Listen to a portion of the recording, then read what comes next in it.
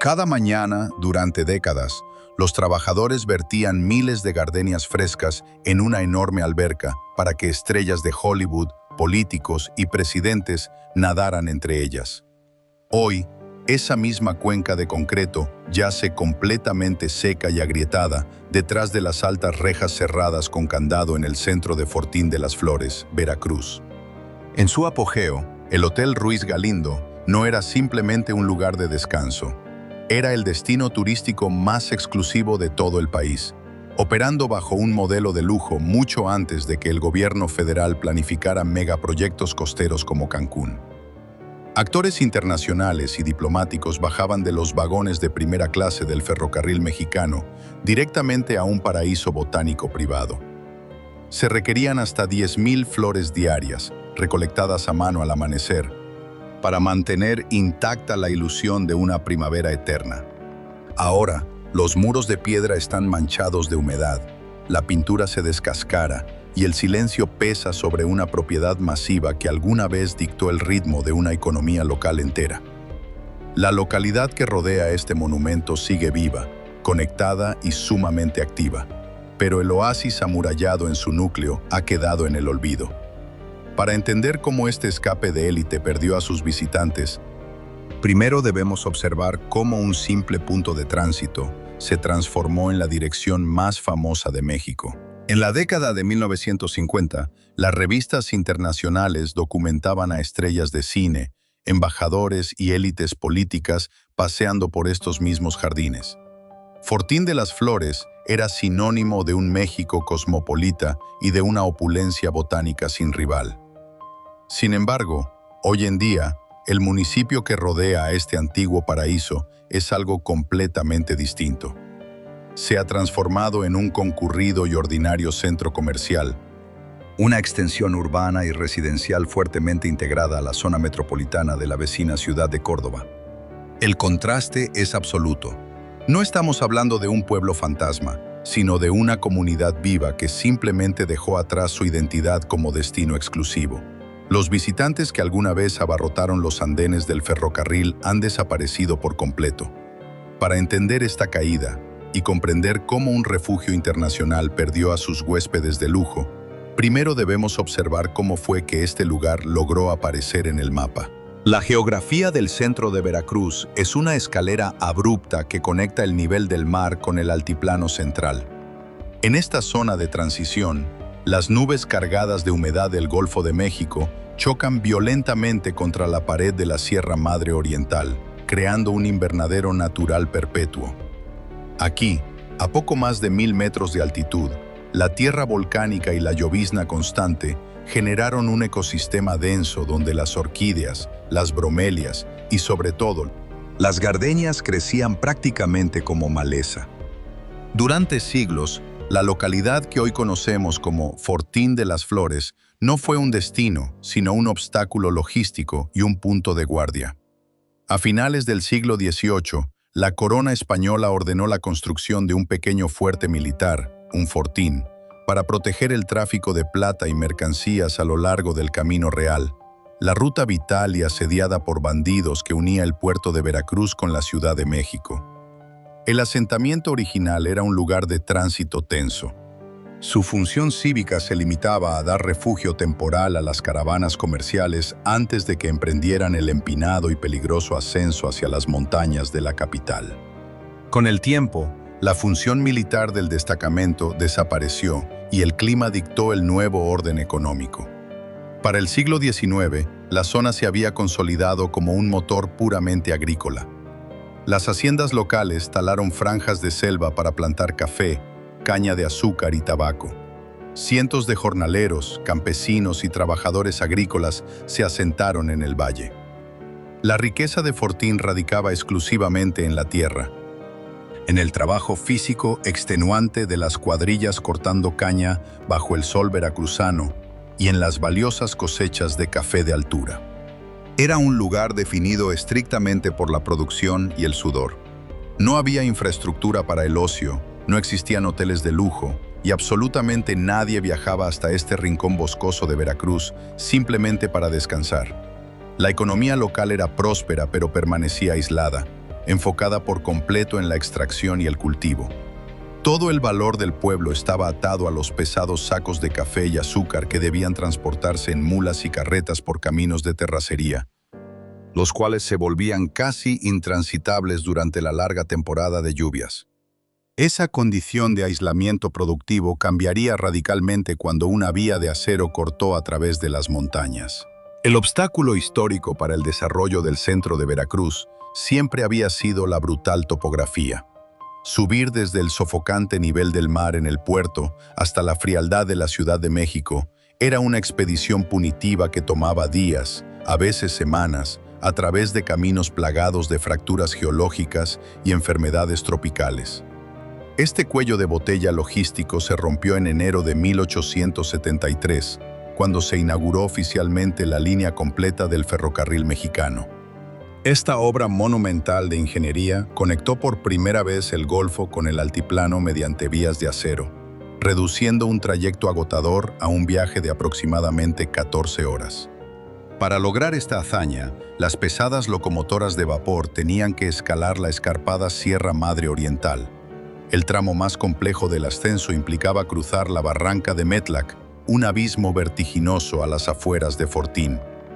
Al superar este esfuerzo mecánico, los trenes estaban obligados a detenerse. Las calderas requerían agua, los frenos necesitaban revisión y los pasajeros, sometidos a un drástico cambio de presión y temperatura, necesitaban un respiro. A poco más de 1000 metros sobre el nivel del mar, la pequeña estación de Fortín se designó como la parada técnica perfecta. Era una zona de aclimatación natural, libre del calor opresivo de la costa y a salvo del aire enrarecido de la alta montaña. Fue exactamente en este andén ferroviario donde ocurrió la primera transformación de la identidad del pueblo. Al detenerse las máquinas humeantes, los pasajeros de los vagones de primera clase abrían sus ventanas para dejar entrar la brisa. En lugar de ofrecer materia prima agrícola, los habitantes locales se acercaron a las vías con un producto distinto: flores. Los campesinos comenzaron a vender elaborados arreglos de gardenias, orquídeas y camelias recién cortadas a los adinerados viajeros. Por unas cuantas monedas, los capitalinos compraban fragmentos de la selva para perfumar sus compartimentos. Esta transacción diaria, aparentemente menor, fue el verdadero detonante. Demostró de manera cuantificable que el clima de Fortín no solo era útil para la agroindustria, sino que poseía un alto valor estético y comercial que podía empaquetarse y venderse directamente. La burguesía mexicana, los políticos y los empresarios que viajaban entre el principal puerto marítimo y la capital comenzaron a asociar el nombre del pueblo con una experiencia sensorial de lujo. El tren de pasajeros había convertido un asentamiento rural aislado en un escaparate continuo. Sin embargo, el ferrocarril por sí solo no podía sostener una economía turística. Aunque la vía férrea resolvía el problema del acceso, Fortín carecía por completo de instalaciones para retener a esta nueva afluencia. El tren se detenía, las flores se vendían, el silbato sonaba y el capital continuaba su camino hacia la Ciudad de México. El ecosistema estaba listo, el medio de transporte operaba con regularidad y el mercado de élite pasaba literalmente por el centro del pueblo todos los días. El mecanismo geográfico estaba desbloqueado. Pero transformar una parada de 15 minutos en un destino internacional requería a alguien con la visión y la riqueza necesarias para construir, desde cero, la infraestructura del ocio. El hombre que capitalizó esta oportunidad no fue un hotelero local, sino uno de los industriales y políticos más formidables del México posrevolucionario, Antonio Ruiz Galindo. Conocido por fundar la exitosa empresa de mobiliario metálico DM Nacional y más tarde por ocupar el cargo de secretario de Economía, Ruiz Galindo era un visionario con capital masivo y acceso directo a las cúpulas del poder federal. Él entendió que la parada del ferrocarril mexicano en Fortín ofrecía algo que el dinero por sí solo no podía fabricar: un microclima perfecto y una vegetación exuberante. En 1935, tomó la decisión de transformar esta ventaja geográfica en una empresa privada sin precedentes, compró amplias extensiones de tierra a escasos metros de las vías y comenzó la construcción de un complejo que llevaría su propio nombre, el Hotel Ruiz Galindo. Sin embargo, edificar un oasis de clase mundial en una localidad predominantemente rural requería mucho más que levantar muros y decorar habitaciones. En la década de los 30, Fortín carecía de la infraestructura urbana necesaria para satisfacer las exigencias de la élite internacional. El suministro de agua potable era inconstante, la electricidad era limitada y los caminos se convertían en lodo intransitable con cada tormenta tropical. Para que su proyecto funcionara, Ruiz Galindo tuvo que modernizar el entorno exterior, financió la pavimentación de calles, instaló sistemas de drenaje y aseguró redes eléctricas de alta capacidad. Llevó líneas telefónicas al pueblo y mejoró los accesos a la estación del ferrocarril. Efectivamente, el industrial asumió funciones cívicas, urbanizando el centro de Fortín como un requisito logístico ineludible para garantizar la absoluta comodidad de sus futuros huéspedes. Esta inyección monumental de capital privado alteró de raíz la estructura de poder en la zona. El Hotel Ruiz Galindo no era solo un negocio, se erigió como una institución todopoderosa que dictaba el ritmo de vida. El edificio fue diseñado con proporciones palaciegas, integrando amplios corredores de estilo colonial, canchas de tenis, boliche, inmensos salones de baile y un campo de golf de 9 hoyos que devoró antiguas tierras de cultivo. Bajo la dirección de la familia, Fortín de las Flores comenzó a operar casi con la dinámica de un poblado de la compañía, un sistema paternalista enfocado en el turismo de lujo.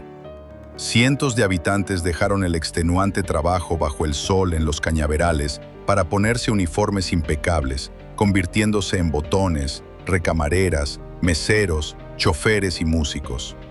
La agricultura tradicional del municipio no desapareció, pero se subordinó a la estética del resort. El golpe maestro de Ruiz Galindo fue convertir la botánica local en la firma irreemplazable de su marca.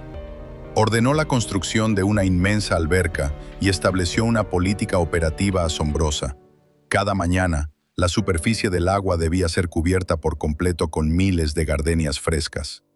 Esta decisión visual exigía una cadena de suministro implacable.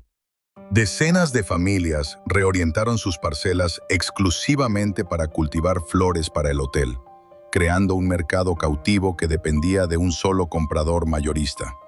Para los residentes, el pacto económico parecía inmejorable. El hotel proveía salarios fijos, atraía un flujo constante de dinero en efectivo y mantenía los servicios públicos que el modesto ayuntamiento no podía costear. A cambio, la identidad entera de la localidad fue privatizada y atada a las exigencias de los visitantes adinerados. Ruiz Galindo utilizó su peso político para mantener el destino en los reflectores nacionales, asegurando que las rutas de transporte priorizaran su puerta. Era un arreglo de dependencia absoluta, un monopolio del ocio envuelto en el aroma dulce de las flores y respaldado por la puntualidad mecánica del ferrocarril. El resultado fue una época dorada que redefinió el concepto del lujo mexicano. En la cúspide de su esplendor, durante las décadas de 1940 y 1950, la experiencia de Fortín de las Flores comenzaba en el andén. La antigua estación del ferrocarril mexicano, que años antes había sido una parada utilitaria de madera y lámina, operaba ahora con la precisión y el glamour de un puerto internacional. Cuando la pesada locomotora frenaba soltando gruesas nubes de vapor, no descendían trabajadores agrícolas, sino diplomáticos, empresarios de élite, políticos de alto nivel y estrellas de la época de oro del cine nacional y de Hollywood. Filas de maleteros locales, vistiendo uniformes impecables y gorras blancas, esperaban alineados en el andén para cargar baúles de cuero y sombrereras. El sonido mecánico de los trenes se mezclaba instantáneamente con el bullicio de los vendedores de orquídeas, quienes formaban parte de una coreografía turística perfectamente orquestada. La estación, con su taquilla de madera pulida y su oficina de telégrafos que recibía telegramas de reservación desde el extranjero, era la válvula principal que inyectaba capital directamente al corazón del pueblo. A escasos minutos de las vías se erguía el epicentro indiscutible de este nuevo orden, el Hotel Ruiz Galindo. Este no era un simple edificio de alojamiento periférico, era una verdadera fortaleza de ocio, diseñada para aislar a sus huéspedes de cualquier incomodidad tropical, mientras les ofrecía una versión domesticada de la selva veracruzana. Con su inmensa fachada de estilo colonial, sus impecables muros blancos, sus techos de teja roja y sus extensos corredores enmarcados por pesados arcos de piedra, el complejo dominaba la geografía cívica del municipio, abarcando manzanas enteras. En su interior, el hotel operaba con un nivel de lujo que competía de frente con los mejores resorts de Europa. El recinto contaba con comedores monumentales, salones de convenciones, una sala de boliche traída pieza por pieza desde el extranjero, canchas de tenis y un campo de golf de 9 hoyos. Este último representaba una demostración absoluta de poder sobre el paisaje.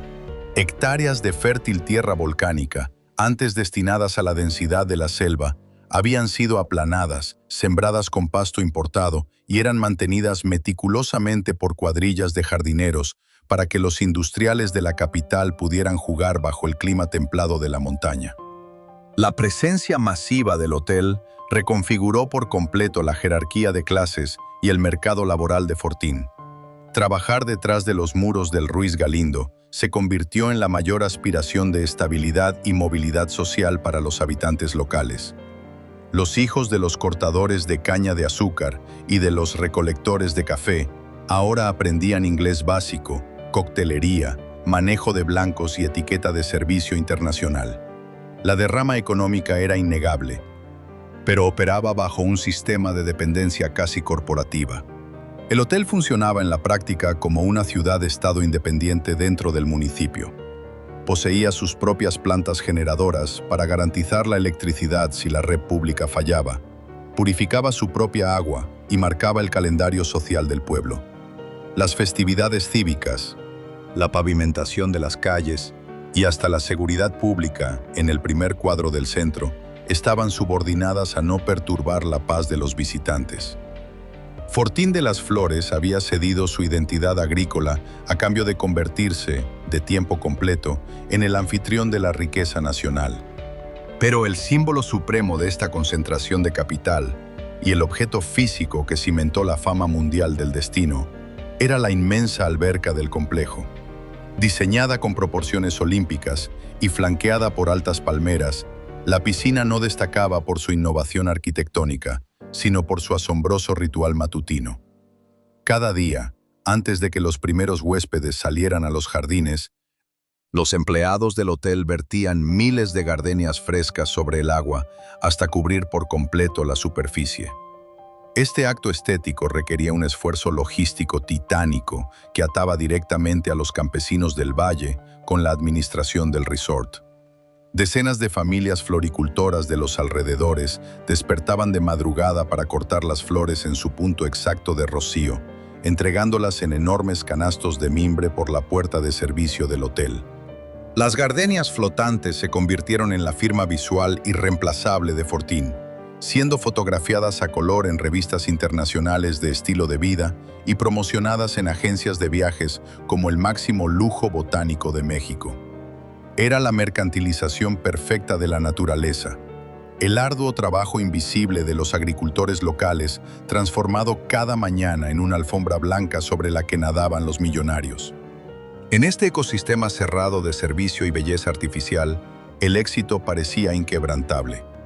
Durante los meses de invierno, cuando el frío azotaba la Ciudad de México o las nevadas paralizaban el norte del continente, los trenes llegaban repletos a la estación. Los secretarios de Estado cerraban acuerdos políticos en las terrazas del hotel, mientras las estrellas de cine posaban frente a la alberca cubierta de flores. El municipio entero latía exclusivamente al ritmo de las reservas de habitaciones, la puntualidad de la infraestructura ferroviaria, la abundancia del clima, la disciplina del trabajo local y el flujo inagotable de capital privado formaban un bloque sólido e impenetrable. Para cualquiera que caminara por los inmensos jardines del Ruiz Galindo en la década de los 50, respirando el aire denso y perfumado del atardecer, este arreglo de prosperidad parecía estar construido para durar para siempre. Para entender la magnitud de este microcosmos, hay que situarse en una tarde de primavera en 1954. Desde las terrazas de piedra del Hotel Ruiz Galindo, el aire de Veracruz se siente pesado, cargado de la humedad del trópico y del persistente aroma a café tostado que sube desde el fondo del valle. A la distancia, el silbato de vapor del ferrocarril mexicano resuena con precisión matemática, anunciando la llegada del tren vespertino desde la capital. Frente a usted se extiende la inmensa alberca del complejo, cuya superficie es completamente invisible bajo una espesa alfombra de miles de gardenias blancas. En un extremo de la piscina, jardineros locales con las manos curtidas por el trabajo agrícola ajustan meticulosamente las flores que acaban de recolectar para que ninguna fracción del agua quede expuesta. A escasos metros, diplomáticos extranjeros y políticos capitalinos, vestidos con trajes de lino claro, conversan en voz baja, mientras los meseros uniformados sirven cócteles sobre pesadas charolas de plata. La luz del sol se filtra a través de las altas palmeras, proyectando sombras largas sobre los techos de teja roja y los arcos coloniales. No hay prisa, no hay ruido urbano, y no hay indicios del extenuante trabajo rural que rodea al municipio. La llegada ininterrumpida del dinero de élite, la puntualidad férrea del tren y la infinita abundancia botánica le daban a este oasis una sensación de absoluta permanencia. Parecía que Fortín de las Flores había descubierto la fórmula para hacer de la exclusividad un recurso natural inagotable. Pero debajo de este paraíso perfectamente domesticado se ocultaba una falla estructural profunda. Toda la identidad de Fortín de las Flores, como un escape vacacional de élite, descansaba sobre un equilibrio peligrosamente frágil. A diferencia de los destinos turísticos diversificados, la prosperidad de este municipio no dependía de una industria amplia, sino de una sola familia, un solo hotel y una sola ruta de transporte. El modelo de negocio completo requería que la élite capitalina e internacional continuara eligiendo un lento viaje en tren hacia la montaña en lugar de cualquier otra alternativa. Si la familia Ruiz Galindo perdía la capacidad o el capital para mantener los rigurosos estándares internacionales del complejo, no existía ninguna otra infraestructura en el pueblo capaz de retener a ese volumen de visitantes adinerados. Más crítico aún, si el ferrocarril mexicano alteraba sus frecuencias, reducía sus vagones de primera clase o perdía su estatus como el medio de transporte preferido por la clase alta, el flujo de dinero hacia el valle se cortaría de tajo. Era un ecosistema económico cerrado y sumamente vulnerable. Y quienes dependían físicamente de este arreglo serían los primeros en sentir el cambio. Para miles de habitantes en Fortín de las Flores, este modelo de prosperidad trajo una mejora inmediata en su nivel de vida, pero también impuso un costo estructural definitivo: la pérdida absoluta de su independencia económica. Una generación entera de familias había reconfigurado su existencia para servir a un mercado de lujo sobre el cual no tenían ningún tipo de control y en el que no tenían voz de decisión. Los agricultores que antes cultivaban caña de azúcar o café para comercializarlos en distintos mercados regionales, ahora dependían de un único comprador mayorista. Sus ingresos estaban atados a la exigencia diaria de miles de gardenias para la alberca del complejo. En el interior del recinto, los hijos y nietos de estos campesinos trabajaban como recamareras, botones, meseros y caddies en el campo de golf. Habían adquirido habilidades sumamente especializadas. Sabían mezclar cócteles internacionales, entendían las estrictas normas de la etiqueta europea y dominaban la logística de la hospitalidad de élite. Del mismo modo, en la estación del ferrocarril, decenas de cargadores y comerciantes de flores vivían exclusivamente de las propinas y las compras rápidas de los pasajeros de primera clase durante su breve escala técnica. Este sistema paternalista generó una vulnerabilidad profunda. La fuerza laboral de Fortín no estaba produciendo bienes esenciales ni construyendo infraestructura cívica independiente. Estaban manteniendo una ilusión escenográfica para visitantes temporales. Toda la economía local funcionaba como un apéndice de los caprichos de la familia Ruiz Galindo y de los horarios del ferrocarril mexicano. Mientras los trenes siguieran llegando llenos, los salarios fluían y la dependencia pasaba desapercibida. Sin embargo, las habilidades que los trabajadores de Fortín habían perfeccionado con tanto rigor no tenían ningún valor práctico fuera del contexto del turismo de lujo. Si el hotel cerraba sus puertas o los visitantes adinerados dejaban de llegar, un experto cultivador de orquídeas para ornato o un mesero de alta etiqueta no tendría dónde emplearse en una región que seguía rodeada predominantemente por parcelas rurales y montañas. Habían apostado el futuro de la comunidad entera a la frágil idea de que la élite capitalina siempre necesitaría viajar en tren hacia el trópico para descansar. El colapso de este arreglo no comenzó con un desastre natural ni con una crisis local, sino con un cambio drástico en la política federal. El golpe definitivo al monopolio botánico de Fortín de las Flores no provino de una mala administración interna ni de un colapso agrícola, sino de la implacable modernización del transporte y de un giro radical en la estrategia turística del gobierno federal. A partir de la década de 1960, la geografía del ocio en México comenzó a reconfigurarse a una velocidad asombrosa. La adopción comercial de los aviones a reacción y la agresiva expansión de la red de autopistas nacionales alteraron para siempre la forma en que se medía la distancia. De pronto, la élite capitalina ya no estaba obligada a invertir 14 horas en un tren de pasajeros para encontrar un clima cálido durante el invierno. En menos de 2 horas de vuelo, un diplomático, un empresario o una estrella de Hollywood podía aterrizar directamente en la costa. Acapulco se consolidó rápidamente como el nuevo símbolo absoluto del glamour internacional, ofreciendo un producto inmensurable con el que Fortín jamás podría competir: el océano. Esta transición tecnológica y cultural fue institucionalizada de manera formal en la década de los 70, culminando con la creación de Fonatur, el Fondo Nacional de Fomento al Turismo. El Estado mexicano decidió de manera pragmática que el futuro económico de la nación no se encontraba en los pequeños refugios ferroviarios de las montañas, sino en la construcción masiva de megaproyectos costeros desde cero, como Cancún, Ixtapa y Los Cabos. El gobierno federal inyectó capital masivo para edificar aeropuertos internacionales, bulevares y zonas hoteleras gigantescas en las playas. Frente a esta colosal maquinaria estatal de turismo de masas, el modelo íntimo de Fortín de las Flores quedó repentinamente obsoleto. El ferrocarril mexicano, que durante décadas dictó el flujo del dinero hacia el valle, comenzó a perder relevancia frente a los autobuses de ruta y las aerolíneas.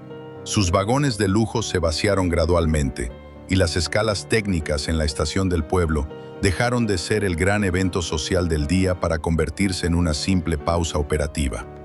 Fortín no había sido destruido por una catástrofe, simplemente había sido evadido por el nuevo mapa de México. La pérdida del turismo de élite no ocurrió de la noche a la mañana. Fue una hemorragia lenta y metódica. El primer síntoma visible de este declive se manifestó en las vías de acero que originalmente le dieron vida al municipio. A medida que el gobierno federal canalizaba sus presupuestos hacia la pavimentación de la Red Nacional de Autopistas, el ferrocarril mexicano comenzó a perder su monopolio sobre el movimiento de pasajeros. La clase media optó por las nuevas líneas de autobuses comerciales que ofrecían trayectos más rápidos y económicos, mientras que los políticos y empresarios con mayor poder adquisitivo abandonaron los vagones de primera clase por los vuelos comerciales hacia la costa. La estación de Fortín, que alguna vez operó como una aduana de lujo, vio cómo sus horarios se reducían drásticamente. Las pausas técnicas se acortaron y con el tiempo, los trenes de pasajeros dejaron de detenerse por completo antes de que el sistema ferroviario fuera privatizado y desmantelado a finales del siglo XX. El andén quedó en silencio. Sin la llegada diaria y puntual de una clientela cautiva, el Hotel Ruiz Galindo enfrentó una crisis de identidad insuperable. Para sobrevivir, la administración tuvo que abandonar su exclusividad internacional y reorientar su estrategia hacia el turismo doméstico. El complejo comenzó a depender de familias mexicanas de clase media que llegaban en automóvil los fines de semana, buscando una experiencia nostálgica a precios más accesibles. Sin embargo, la monumental infraestructura del resort no estaba diseñada para este nuevo margen de ganancias. el campo de golf, los inmensos salones de baile, las plantas eléctricas privadas y la extensa nómina de empleados de servicio, que antes garantizaban un aislamiento perfecto, se transformaron rápidamente en una carga financiera insostenible. El impacto económico de este ajuste golpeó directamente a la población local. El icónico ritual de la alberca cubierta de gardenias, el símbolo supremo del exceso botánico del hotel, pasó de ser una herramienta de marketing internacional a un gasto operativo paralizante. Comprar miles de flores frescas cada madrugada tenía sentido matemático cuando los actores de Hollywood pagaban tarifas premium, pero era financieramente inviable para un mercado de automovilistas de fin de semana. Las cuotas de compra disminuyeron y finalmente el ritual fue cancelado. Los floricultores y campesinos que habían adaptado sus tierras para satisfacer la demanda diaria del resort se quedaron sin su comprador mayorista, obligándolos a buscar nuevos mercados en las ciudades vecinas o abandonar sus parcelas por completo. A medida que los ingresos caían, el declive físico del complejo se volvió evidente. Tras la muerte de los fundadores originales, las siguientes generaciones de la familia Ruiz Galindo heredaron la tarea imposible de administrar un modelo de negocios anacrónico. Los conflictos internos sobre el futuro de la propiedad, combinados con los masivos costos de mantenimiento de los edificios coloniales afectados por la constante humedad tropical, aceleraron la caída. El hotel no colapsó en un solo evento dramático, simplemente se desangró a lo largo de varias décadas.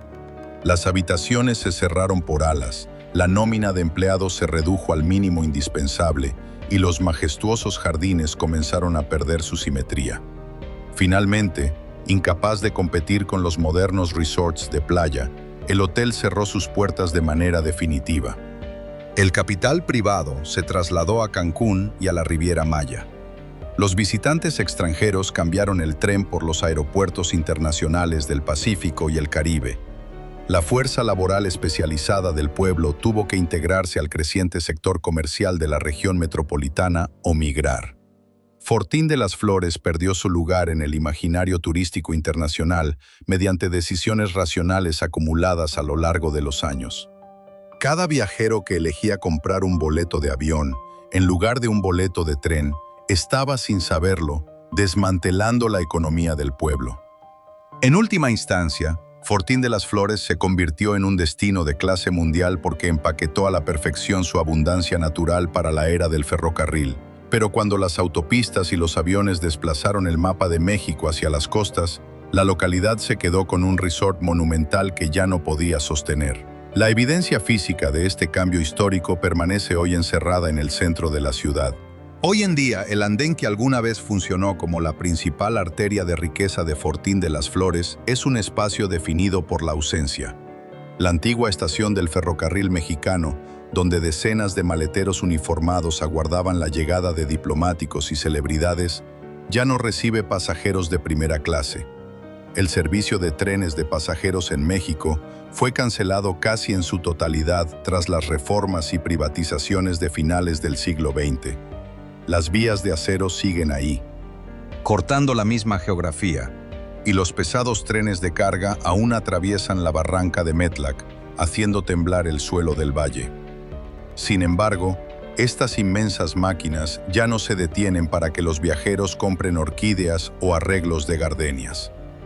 El edificio original de la estación ha perdido su vibrante función cívica y comercial. Las taquillas de madera y las oficinas de telégrafos son apenas ecos de un modelo de transporte extinto. El ruido ensordecedor de las locomotoras modernas sirve únicamente como un recordatorio físico de que la ruta comercial sobrevivió. Pero la necesidad logística de detenerse en este pueblo desapareció por completo. A escasas cuadras de distancia, el segundo gran ancla de esta época dorada enfrenta un destino aún más hermético. El Hotel Ruiz Galindo, la monumental fortaleza de ocio que alguna vez dictó el calendario social y económico del municipio entero, se encuentra completamente cerrado bajo llave. Tras su clausura definitiva, el complejo no fue demolido para dar paso a nuevos desarrollos ni fraccionado de inmediato, sino que quedó atrapado en un prolongado letargo. A lo largo de las últimas décadas, El estatus de la propiedad ha estado marcado por disputas, complejidades administrativas y anuncios esporádicos sobre posibles rescates financieros o remodelaciones que nunca terminan de materializarse. A diferencia de otros destinos fallidos que han sido devorados rápidamente por la selva o desmantelados ladrillo por ladrillo, el Ruiz Galindo sobrevive como un enorme monumento suspendido. Desde las calles adyacentes, los peatones aún pueden observar las altas bardas perimetrales y los inmensos tejados de teja roja que dominan el paisaje urbano. A través de las gruesas rejas de hierro forjado, se asoman los restos de la antigua opulencia botánica. Las palmeras gigantes siguen en pie y los pesados arcos coloniales mantienen su estricta geometría, aunque las paredes exteriores muestran las manchas oscuras e inevitables de la constante llovizna tropical. La propiedad no es una ruina colapsada, sino una infraestructura masiva que simplemente dejó de tener sentido económico. Es demasiado grande, demasiado costosa de operar y demasiado específica en su diseño palaciego para ser fácilmente convertida en oficinas gubernamentales o viviendas comunes. Las antiguas canchas de tenis permanecen en silencio y las vastas áreas verdes han cedido terreno a la maleza. El costo abrumador de revivir un complejo hotelero de esta magnitud, sin el respaldo cautivo del tren de pasajeros y compitiendo contra megaproyectos costeros, ha mantenido los candados cerrados. El edificio sigue ocupando el centro geográfico de Fortín, pero ha dejado de inyectar capital a sus habitantes. Sin embargo, más allá de estos candados y de los andenes vacíos, la localidad en sí misma logró sobrevivir. A pesar de la clausura de su resort más famoso y la pérdida definitiva del tren de pasajeros, sería un error histórico y geográfico calificar a Fortín de las Flores como un pueblo fantasma. Los censos oficiales más recientes revelan una realidad completamente distinta. Al analizar la demografía de la región, es crucial distinguir entre la localidad original, que albergaba el andén y el hotel, y el municipio en su totalidad. El municipio no solo ha retenido a su población, sino que ha crecido de manera constante, superando a las decenas de miles de habitantes que viven y trabajan allí. La localidad de Fortín no desapareció bajo el peso de su propia caída turística, simplemente transformó su vocación. Al perder su estatus como un enclave internacional y aislado, el centro urbano fue absorbido por la dinámica de la región. Hoy en día, se ha integrado casi por completo a la zona metropolitana de la vecina ciudad de Córdoba, funcionando como un vital nodo comercial, agrícola y residencial. Las antiguas parcelas y viveros que alguna vez cultivaron millones de gardenias exclusivamente para satisfacer las exigencias estéticas de la élite capitalina, ahora producen flores, follaje y plantas de ornato para un mercado nacional mucho más amplio y diversificado. La botánica sigue siendo un pilar de la identidad local, pero el modelo de negocio es radicalmente distinto y mucho más horizontal. Los residentes actuales ya no dependen de las propinas de actores de cine ni de las paradas técnicas de vagones de primera clase. Han construido una economía resiliente basada en el comercio urbano, los servicios cotidianos y una agroindustria independiente de los caprichos del turismo de lujo. Las calles que rodean la antigua estación están llenas de tráfico, comercios y actividad diaria. Fortín de las Flores sobrevivió al colapso de su propio mito, adaptándose para convertirse en una comunidad próspera y funcional para quienes realmente la habitan. Sin embargo, la memoria física de aquel escape vacacional perfecto permanece atrapada detrás de un muro. Detrás de las altas rejas de hierro forjado que dividen el centro de Fortín de las Flores, la inmensa alberca del Hotel Ruiz Galindo permanece en absoluto silencio. La cuenca de concreto, diseñada con proporciones olímpicas para aislar a la élite internacional de la humedad del trópico, sigue intacta bajo la sombra de las palmeras gigantes. Es el mismo perímetro exacto donde, hace 7 décadas, los trabajadores agrícolas del valle vertían hasta 10.000 flores frescas al amanecer para crear la ilusión de una primavera perpetua e inagotable. Las paredes de piedra que rodeaban el agua ahora muestran grietas profundas y manchas oscuras por años de exposición ininterrumpida a las lluvias veracruzanas. El complejo sistema de drenaje que alguna vez filtró los restos de la botánica local está completely seco. Ya no hay trenes de pasajeros llegando desde la capital. Ya no hay miles de gardenias blancas flotando sobre la superficie. El agua se ha ido.